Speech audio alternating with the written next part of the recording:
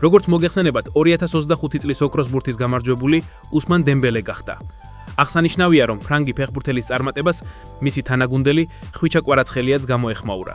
რაც შეეხება თავად კვარას, ის ოქროს ბურთის ფინალში მოხვდა და საბოლოო სიაში მე-12 ადგილზე გავიდა. ისეთ ვარსკვლავებს გადაასწრო, როგორებიც ვინისიუსი, რობერტ ლევანდოვსკი, ჰარი კეინი, ლაუტარო მარტინესი, ჯუდ ბელინგემი და სხვები არიან. მიუხედავად იმისა, რომ ეს ქართველისთვის რეკორდია, ყველას ისეთი განცდა აქვს, რომ მეც იმსახულებდა. სულ რომ ერაფერი, მან გასულ სეზონში 4 დიდი ტიტული. სერია A, ლიგა 1, საფრანგეთის თასი და ჩემპიონთა ლიგა მოიგო, მაგრამ არა უშავს ყველაფერი წინაა. ფრანგი და იტალიელი ფანები სოციალურ ქსელში ამ ფაქტთან დაკავშირებით წერენ. ხვიჩა აშკარად მეც იმსახურებდა. ათეულში მინიმუმ უნდა გაეყვანათ. კვარაცხელია დაიჩაგრა. მან 2 ტოპ ჩემპიონატი მოიგო, მაგრამ მაინც ათეულს მიღმა. ვინ მისცა ხმა? კვარაცხელია ბევრად წინ უნდა იყოს. ჩემი აზრით, ხვიჩამ მე-7-იან მერვე ადგილს იმსახურებდა.